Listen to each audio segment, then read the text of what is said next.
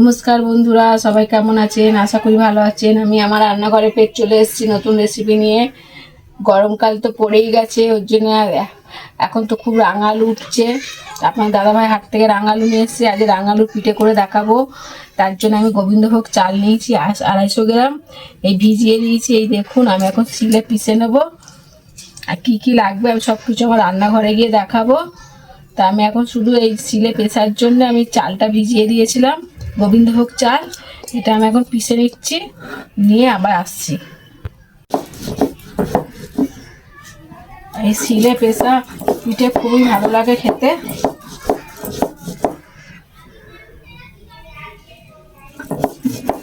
আর রাঙালু পিঠে খেতে দারুণ লাগে।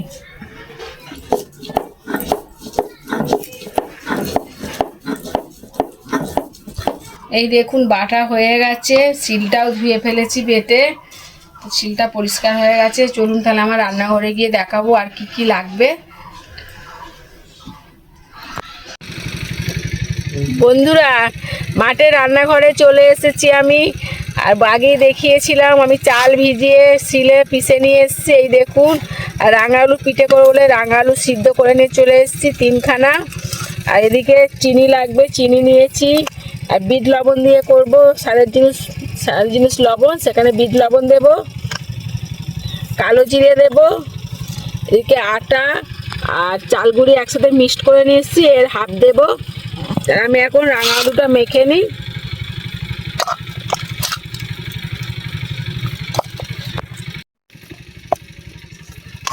ভালো করে রাঙালুটা মেখে নিয়েছি, সিদ্ধ রাঙালু।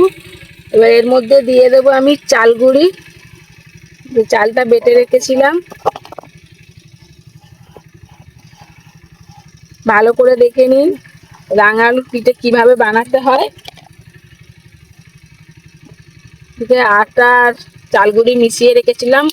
চাল গুঁড়িটা এটা কলে কোটা, আর আমি এখন হাতে পিষে নিয়ে এসেছি গোবিন্দভোগ চাল। 200 গ্রাম চিনি দিয়ে দেবো।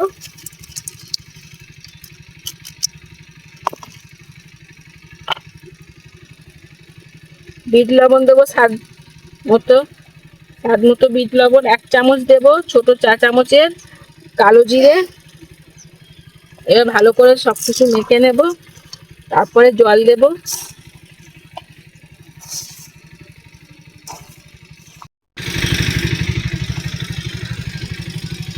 ভালো করে সব কিছু একসাথে মেখে নিয়েছি। এবার জল দিয়ে ভালো করে মেখে নেবো। ফের আর গোলাটা পাতলা করব।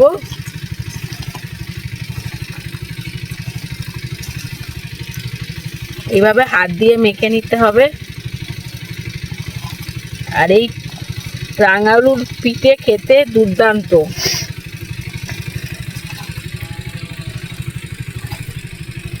শক্ত করলে হবে না, গোলাটা পাতলা করতে হবে।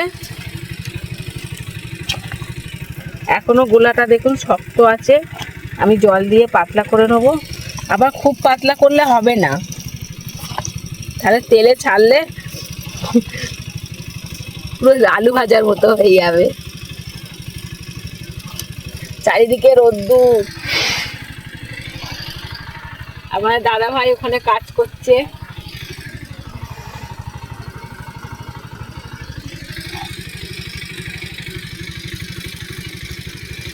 চামচ করে মাখলেও হতো, কিন্তু আমি হাতে করে মেখে নিচ্ছি, রাঙা আলু আছে বলে। এই দেখুন, আর একটু জল লাগবে।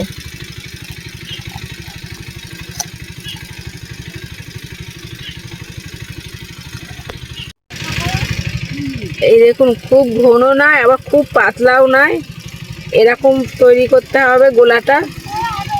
এই দেখুন, আমার গোলাটা পুরো রেডি হয়ে গেছে।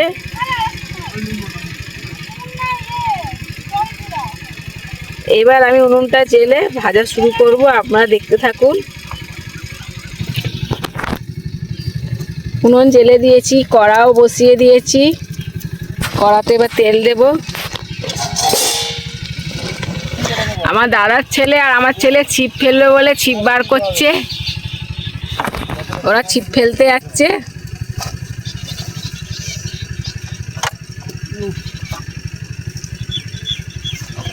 কটা মাছ ধরিস আমি দেখবো। এ বাবা মাছ ধরতে পারবি তো?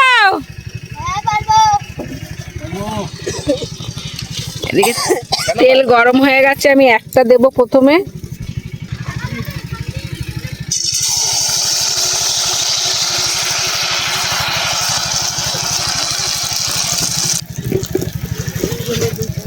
এই দেখুন পিঠেটা কত সুন্দর ফুলেছে দেখেছেন। একটা পিঠ ভাজা হয়ে গেছে, হাতে গরম লাগছে।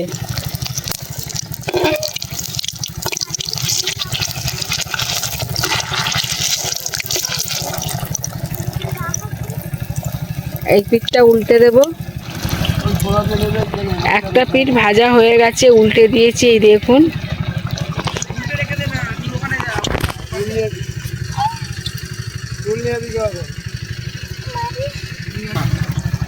একটা ভাজা হয়ে গেছে। ওরা ঘাসের মধ্যে বসবি।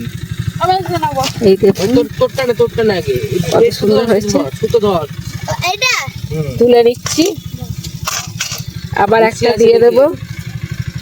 আমি যেখানে ধরেছি সেখানে ধর। ওরা ছিপ ফেললো বলে পাগল হয়ে যাচ্ছে। ফুটে না দেখবি। ওই মাথা করেছি, মাথা ওই পাশে কোনাবে নেবে, এই মাথা চলে আসে। বড় মাছ ধরবি বাবা। হ্যাঁ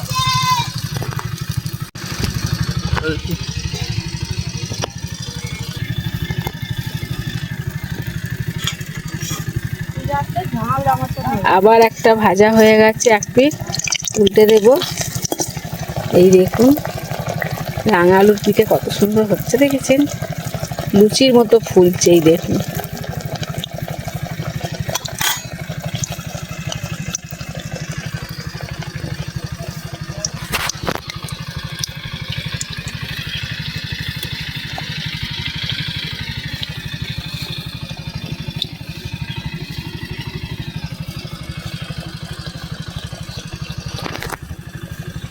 রাঙা আলুর পিঠে রেডি হয়ে গেছে। এই দেখুন বন্ধুরা কত সুন্দর হয়েছে দেখেছেন, দারুণ হয়েছে।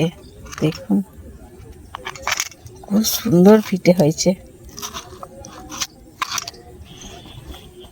তা আমি যেভাবে বানালাম আপনারাও সেইভাবে বানিয়ে খাবেন, খেয়ে কমেন্ট করবেন কেমন লাগলো। আর চলুন সাবস্ক্রাইবার করতে ভুলবেন না, লাইক করতে ভুলবেন না, শেয়ার করতে ভুলবেন না। আমি আবার আমার রান্নাঘরে নতুন ভিডিও নিয়ে আসছি, আপনারা দেখতে থাকুন। চ্যানেলটাকে সাবস্ক্রাইবার করে রাখুন, নোটিফিকেশান করে রাখুন।